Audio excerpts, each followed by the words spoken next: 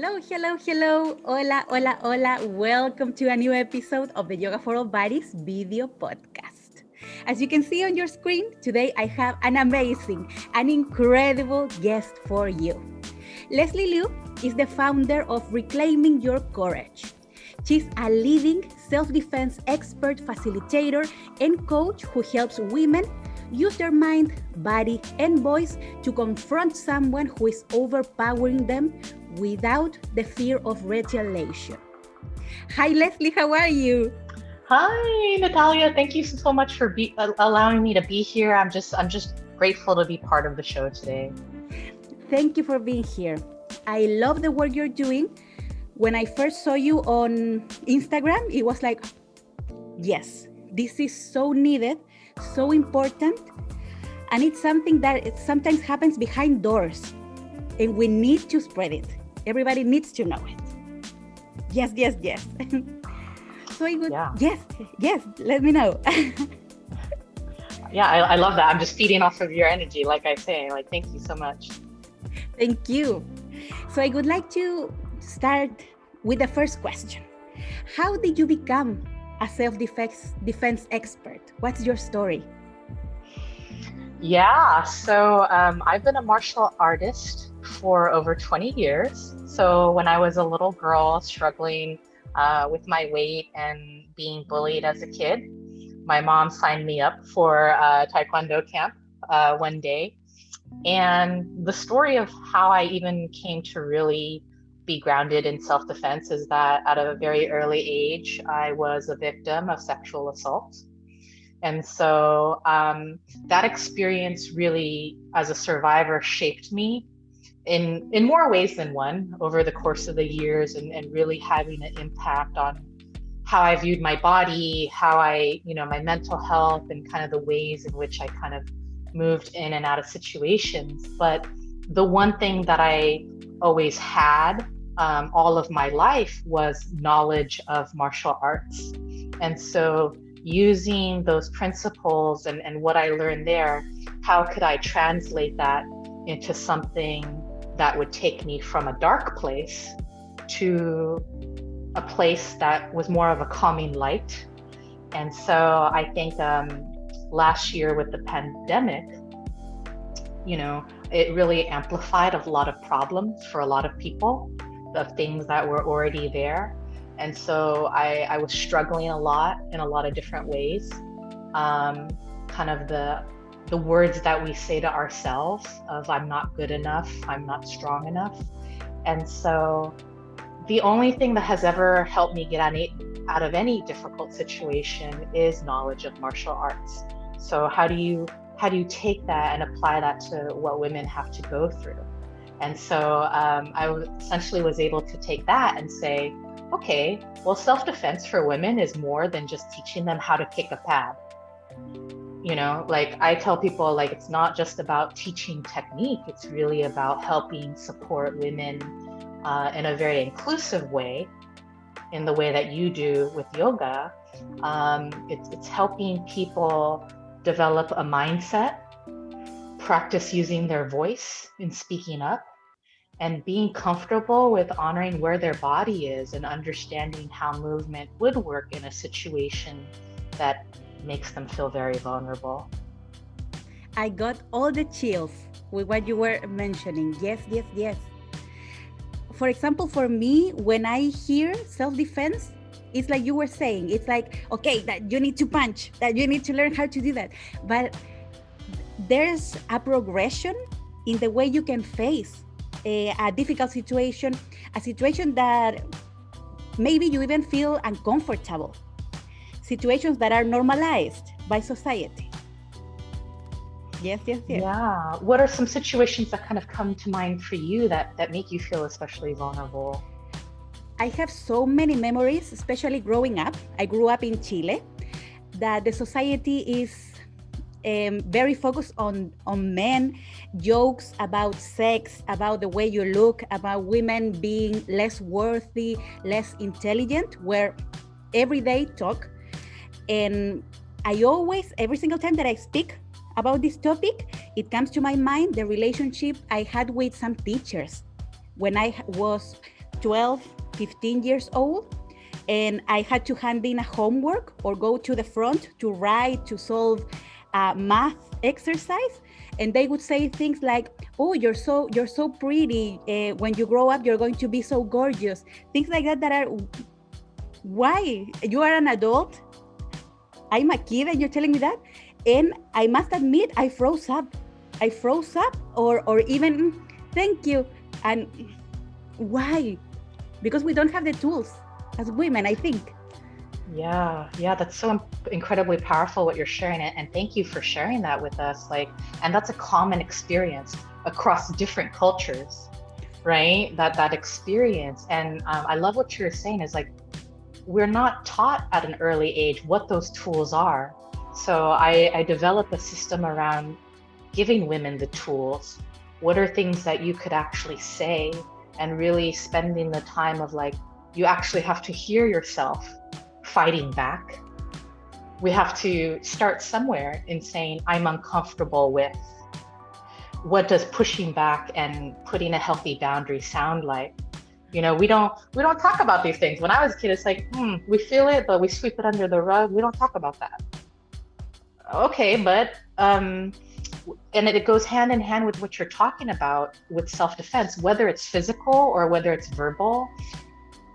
People tend to either fight or flight, right? You've heard that terminology before. And I said, okay, well, you won't know until you're put in a situation that what you would do. So why not equip yourself? Why not put into practice? What does it sound like? What would I say to someone? And this is where we have to go through like scenarios and simulations and kind of walking through like, okay, well, what would that sound like for me? What would my movement kind of be if someone was following me in a car? Like, how would my body feel? Like, would it tense up? Would it automatically fight? We don't know until we have an inclusive environment and a safe space to get really comfortable in our bodies. Yes, that's true. I mean, I was thinking also in Chile, because that's where I grew up. We have a lot of earthquakes, natural disasters, and we are trained. We are taught, okay, if the earthquake starts, you need to grab this, you need to hide here, you need to do this and this. But nobody, especially women, nobody prepares us to that. I've been grabbed in the street, for example, crossing the red light.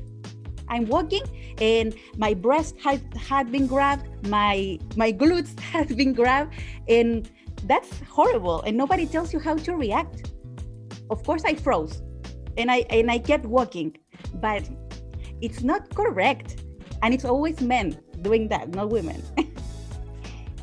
Yeah, and it's a huge violation of our bodies, right? Huge. And I've gone through that experience too. And right now I'm currently pregnant with my second child. Thank you. And so something that we don't talk about is someone coming up to you and feeling that they are able to touch your belly. So I love what you're sharing, right? Like, and what I tell people is you can be verbally assertive, but that doesn't mean you're aggressive, or it doesn't mean that you're rude. Telling someone like, I didn't give you permission to touch my stomach. Please step back, right? And it's the same thing with like someone touching your bottoms or your breasts. Like, yeah, we have to talk about that. That is among the hugest violation. Someone's crossing our space. And so I'd love to hear, kind of looking back on that, what are some words that you feel empowered that you probably could say in that situation if it were to happen again?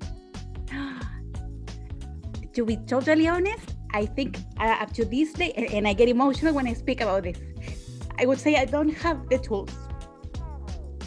Mm-hmm. Yeah. Because I grew up in a society in which women need to be liked. We need to laugh. We have to be pretty on the outside, pretty in the mind, and be there almost like art.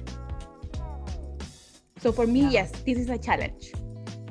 Yeah. So it would be amazing if someone is watching this interview and is feeling the same way as I do. What are some tools or tips that you could share? Yeah, and in my heart's heart, I'm here for you. And that's why I'm saying like I want to be able to walk alongside you. And so yeah, let's talk a little bit more about that. A couple of things that come to mind for me is developing language for yourself that feels authentic to you. What are it's not about me telling you what to say. It's what would you like to say? For you, Natalia, looking back on that painful experience, what do you want to say to that person? Unfiltered right now, what would you say? That they don't have the right to do that. I don't know you. I don't know who you are. I'm I'm enjoying an afternoon with my friends. I'm crossing the street and you're grabbing me. Yes, there it is though. You already have the tools though. I don't know you. You cannot touch me. Mm-hmm. Don't do it again. I don't know you. Back off. Mm-hmm. See? So that's where I'm saying is like you have the words. And thank you because reclaiming your courage is about this moment that you just created for yourself. You actually have the language. So now you can actually, so step number one is develop authentic language, right? It's language you feel comfortable with. Practicing it in the mirror. I know that seems a little bit different or whatnot, but actually seeing yourself saying the words, right? And practicing what that sounds like. I don't know you. I don't know you. I'm saying the same things, but my intention and my body is saying so much more. So I encourage you, like, now you have that statement that you could say, and really just developing a practice of saying it out loud so you can hear your voice, right? Um, so let's try it one more time. Okay. Just that one, just that one line. And I want you, before you do it, is to set the intention in your mind that it makes you uncomfortable and what you want to deliver, and and and I want you to be really firm about your boundary. So let's try it whenever you're ready. Let's try it. I'm going to wipe the eyes. I don't know you. You have no permission to touch me. That's beautiful. I don't know you. You don't have any permission to touch me. So you just develop for yourself two statements that you can use moving forward now. You're aware you've had this experience, and all women have a type of experience kind of like yours, or something where they're like, I wish I would have said something, I wish I would have done, Mm-hmm. right? So we develop the workshops and the trainings I do is kind of, we go deeper into what you and I just did. And then it's about developing the actual reflexes. Okay, well, what do you do when someone grabs you by the wrist and tries to pull you into a car? What do you do if someone pulls you by the hair or comes up behind you and tries to choke you? So these are the things where I say, like, it's not enough to teach women movement. It's very easy. I can teach you how to kick, but transformation doesn't happen overnight. You cannot take one self-defense class and be this powerful being. But what you and I just kind of experienced together, and what you just like trusted me with, like creating micro wins like that, is where we know that we're worth defending. And you're going to advocate and fight for yourself. No one else is going to do that for you. Yes, yes, yes. Thank you. Even though we are here on online, I felt like I could share it with you. So thank you. Thank you. And now talking a little bit about your approach in self-defense. I know it involves three different steps. What could you share about that? Yeah, thank you. There's three main ideas in the system that I teach, and it's what I call steady mind, confident voice, and activated body. So what you and I did together just a second ago was what I would call developing a confident voice and actually having steps and a system towards like really helping people who struggle with, well, I don't know what I would say, right? And so really kind of going into that deeper dive. And so the next component is steady mind, because when we're put in a situation with physical, where our bodies are in danger, we don't know what kind of response we're going to have. It's incredibly stressful. So we have to develop a mental roadmap for ourselves. So I have a situational awareness roadmap, and I like to help people actually have a flow of like, okay, well, these are the tools. This is your map. This is how you can get in and out of the situation. But mindset development is also tied to self-worth. So a lot of the work that I do with my clients is they're like, well, I don't, I like to tell people no one's coming to save you. So how does that change the way that you look at defending yourself? You're worth defending. And if you're not going to defend for yourself, do it so that you can get back home to your loved ones. So really developing that solid mindset. And then the third aspect of my approach is an activated body. And what that essentially means is you have to understand how your body feels, how you would move your weight in a certain situation. I'm not talking about anything fancy, like nothing aesthetically. It is simply about, okay, what does that feel like for me? What would I do? And really honoring what your abilities are today and putting into practice the reflexes into everything that you're doing that will make you more confident in that situation. So it's developing a practice. So my philosophy is that those three things have to work together so that you are someone who's incredibly strong and courageous and a pillar of strength.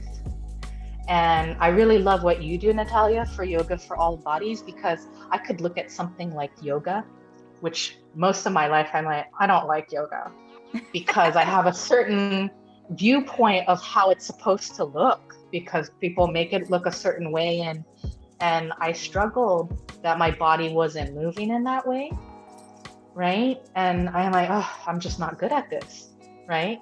And so I learn kind of what you're doing. And I love the adjustments that you make that make it accessible for people. And so when I think about kind of that in a self-defense lens, it's the same thing. It's not a movie. You don't have to look a certain way. This is not about flying kicks. This is nothing pretty. This is about, it doesn't matter what size you are. It doesn't, right? Like fitness and having a certain level of health, people can work on, but I can't teach you how to have heart and to want to like fight and to survive. So it's about helping people with the modifications. Like, okay, my body doesn't do that. Okay, it doesn't do that right now. So let's try something else. Let's see how you distribute your weight, and maybe this is something that would work better for you. Right. So that there's a lot of parallels to what we're doing, which is why I'm so honored to be here with you. Absolutely. Yes, you were talking, and yes. And at the end of the day, it's about empowering women, empowering yourself. Because every single time, for example, I teach a yoga class and I'm sharing every single day the same messages, I believe them more and more because I live them in my body, live them in my heart. And we are gifted of being able to share this with others. Yes, yes, yes. Yes, and you've created such a supportive community around including people. And I feel that in everything that you do. And so, yes, it's about putting that energy out there. And I feel the same way. Like, I can't teach if I don't follow these same principles, right? And so it's not about being perfect in your yoga movements. It's about being you. And I think that for self-defense, I'm like, look, this is not being about being fancy or about a superhero. This is about you knowing that you're worth defending. Yes, yes, yes. And that's the biggest shift, I would say, because if you really believe and know in your heart that you're worth it, that you deserve respect, the story, the way you relate with the world changes. Yeah, which I'm sure like how does it feel for you after you kind of like practice a few times, the words and kind of your experience? Like how are you feeling now after, it's probably been like 10 minutes since we've done that. Like Mhm. how is that settling in for you? What are you feeling right now? I feel more empowered. Like I could say it now. If someone in the street is, yes, approaches me, I could tell them yes, because I'm not going to die if I speak up, if I put a boundary. Yes. You're going to put the boundary, and sometimes you just have to reiterate the same boundary. You say it and say it again. And then if someone crosses that boundary, that's where understanding some techniques of how to defend yourself come into play. Mm-hmm. Um, Verbal self-defense is real. I tell women it's 60% of it. Sometimes we struggle with boundaries because we want to please everyone, right? So vocalizing and creating boundaries is like a good portion of it. And then learning how to actually defend and strike is that's a lot easier to teach someone rather Mm-hmm. than like, hey, speak up for yourself. Like, what would you say to that little girl? Like I think for myself, I'm like, oh yeah, what would I have said to that little girl at that time? What kind of support would I have needed? And so that's why I think it's really beautiful what you shared, is like there's probably so many people out there that have had that experience. I would say every single women I've talked to, they have experiences. For example, I knew when I was around 20 that my mom was almost raped when she was 16. A man grabbed her and pulled her out of a bus into an alley, and she fought. But it's something that I never knew her experience. So I had no idea. I thought this was something that happened on the movies that you read on the news, but it's closer to each other because every woman has a story, and that's sad. Needs to change, absolutely. You're absolutely right. Every woman does have a story, and it's about creating a community and a safe space for women to talk about it. We're never told to talk about these things. We stuff it down. And we carry it as a burden, right?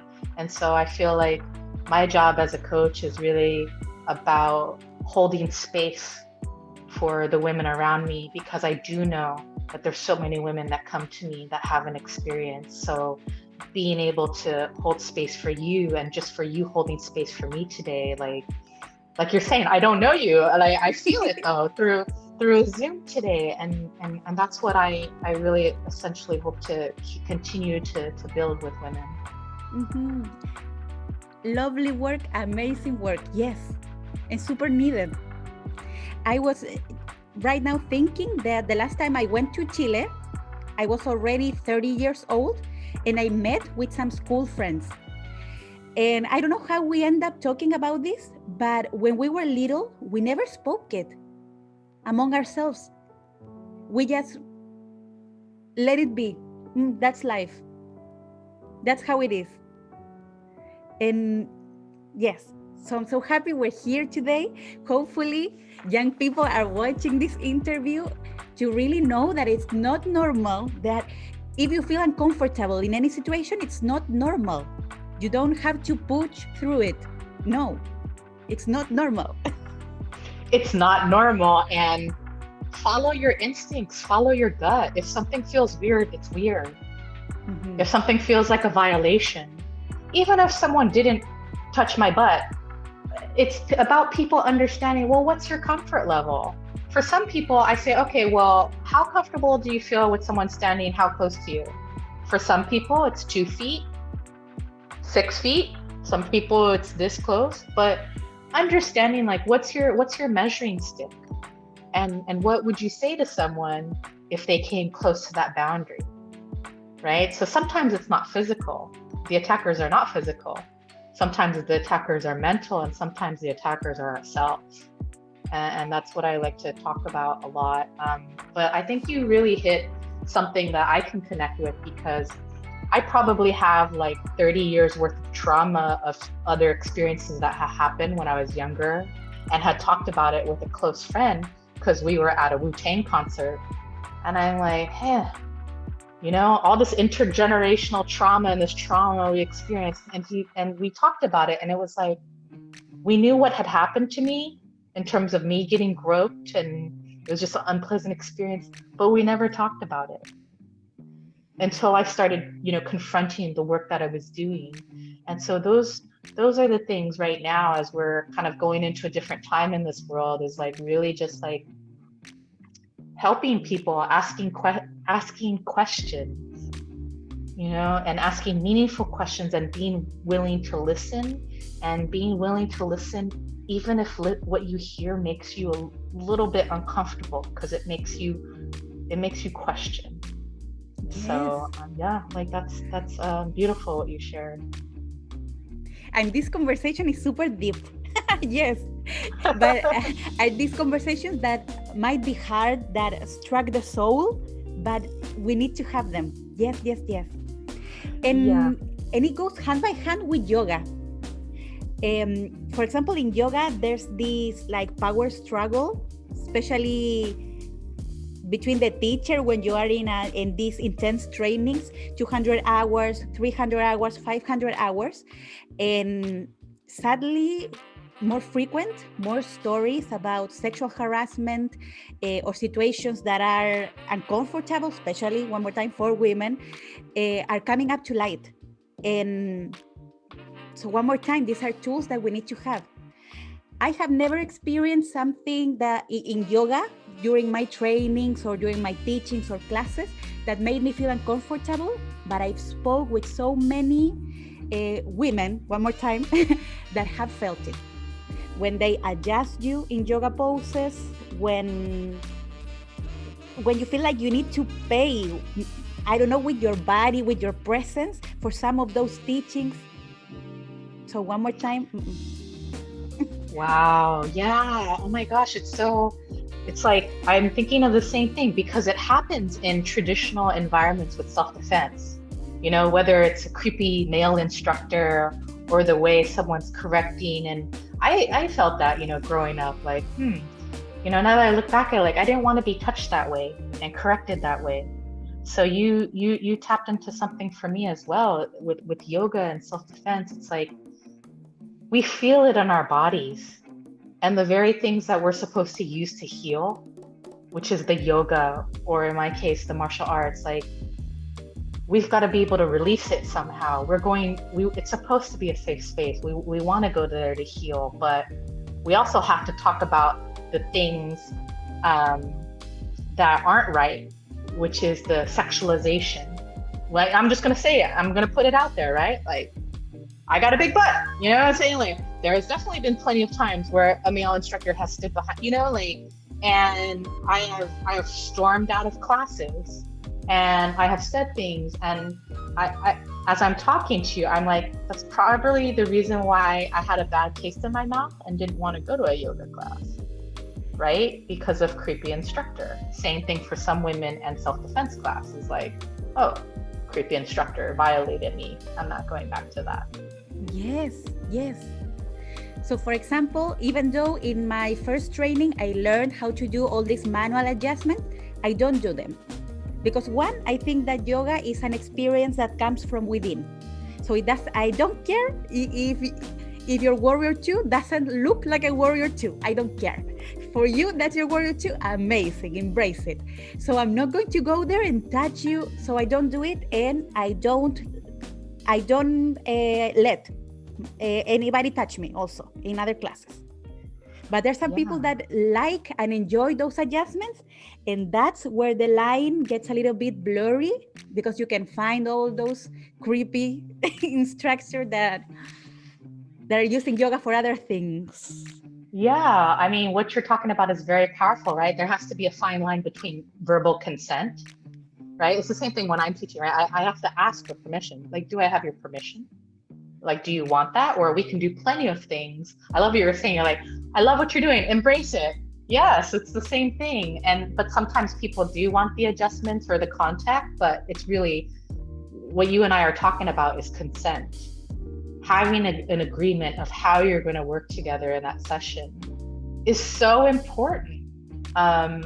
So yeah, I think that what you're helping me make the connection with is like, okay, even if the instructor did not ask you for that consent, now we have to talk about, okay, well, when the lines do get blurred in a class, what could you do? Right? You have free will. You could leave the class, you could vocalize, you could talk back. But do we feel like it's school-like where we can't fight back to our instructor because they're the authority figure? Right? So that would be a really interesting kind of dialogue in itself about like consent and touch, like during things like yoga and self-defense. Absolutely. Yes, yes, yes. Yeah. Yeah. Oh my gosh. And Leslie, I know you live in the Bay Area. Me too. I'm in San Francisco. Oh, hey. Yeah. I was born and raised in San Francisco, and then we recently moved to the North Bay. Oh, nice. Yeah. So, I wanted to know your opinion in what is happening right now with the attacks to the Asian community. When I first moved here in 2016, I was so happy, so proud to be in a city that was so welcoming, so inclusive. But when the pandemic hit, like, I feel like I'm living in a whole new city. I don't know what is happening. I don't know what happened to the people. So what is your opinion? Yeah. I feel like that's a whole other 1 hour segment. Mm-hmm. I feel a lot of things about it, and thank you for the question because I think as an Asian person, culturally being brought up, even if something's bad and uncomfortable, we never talk about it. And this is the very topic. My perspective is that anti-Asian hate crimes are not new. It's just what had happened in the last year is that social media and cameras really exposed the problem. So that's what I like to drive to people. Like, these are things that are not new. It's just that people are being a lot more crafty about documenting it. That's why there's actually proof. But there is a long history of, us being treated as foreigners culturally. I think that I don't like to sugarcoat, the problems in the community.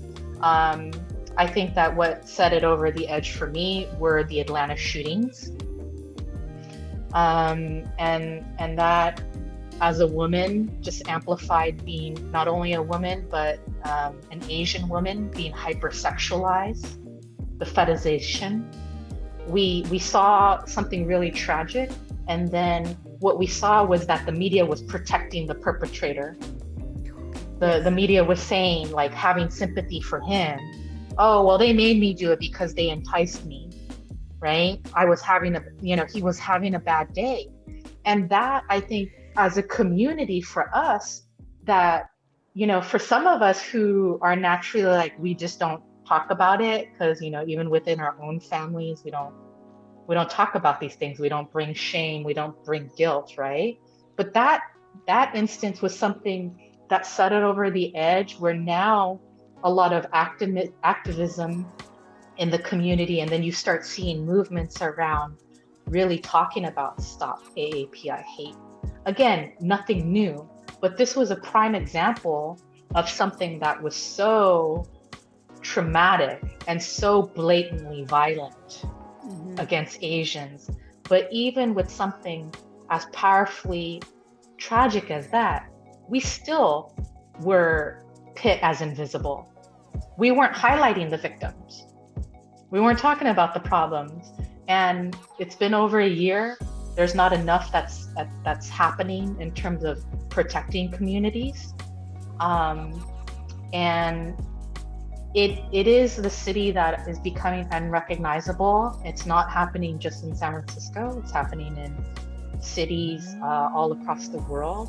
And it's not even a thing where if you're Asian, if people are being attacked, if you look kind of Asian, you know? So it's really upsetting to me. And I think that the along with the work, what I do with self-defense, what has stemmed into my facilitation work is like really helping people have conversations with people in the Asian community, how to be an ally, how to be an active bystander, because you hear a lot about bystander training and things like that, but I'm like, no, we have to talk more about what people should be doing. I'm not talking about like just recording with a camera. Like, how would you help someone who is actually being attacked in a situation? How do we talk about racism against Asian people now? Maybe growing up, it was okay to make the Asian jokes, but now in the work that I'm doing is about the verbal assertiveness, right? It's like, you know what, that was really inappropriate. And do you So have a lot of members of the Asian community going to your trainings, taking your classes? Have you seen any change? Or yeah, that's a great question. I think the most rewarding thing for me is that, yeah, like gradually building kind of around the time of like doing self-defense, I developed a new programs around creating healing circles for the AAPI community, which I felt people felt more comfortable in an intimate environment like that. I think that's incredibly meaningful. Some of the feedback I do get from people is like, yeah, like, I get the takeaway that it makes me very uncomfortable to talk. It makes me very uncomfortable to talk back with my words, but them feeling empowered to use words. And that's where a lot of my work in the community is also growing, of like, wow, something so powerful as to like vocalizing, yeah, we're not taught enough what the tools are. So I'm here to help people find the words. Yeah, yeah. amazing. Yes, yes, yes. So one more time, this is super needed. So thank you for the work you're doing. And finally, I would like to invite you to promote yourself. Give all the information. How can people find you? How can they get in contact with you? Give all the details. Oh, I'll give myself a little love fest. Again, I'm the founder of Reclaiming Your Courage. You can find me on Instagram at Reclaiming Your Courage. My name is Leslie Liu. So there's a lot of great resources on there in terms of, the content that I create so that you do understand some of the tools. I would definitely encourage you to click on the link there because I do offer a free situational awareness roadmap for people and offer a free 30-minute empowered call of trying to help people understand where they are and how they can create a game plan of how to tackle some of these issues of things that they're experiencing. So yeah, follow me on my Instagram. I do monthly live master classes. I have a couple of live workshops coming up, live master classes via Zoom. So yeah, definitely stay plugged in there. Amazing. So, you have all the information, all the details. And if you're watching this video, like it, share it, subscribe, because this is a message everybody needs to know. Yes, yes, yes. Thank you so much, Leslie, for sharing your passion, your work, for holding space for me even. Yes. And thank you, because I think I got so much from kind of just your level of openness and you sharing your experience with me. And that just really helped me understand some things that I didn't even really think about. So thank you for your energy. Thank you, thank you, thank you. A big hug. See you soon. Yeah. See you in your homes in a new episode of the Yoga for All Bodies video podcast. Bye.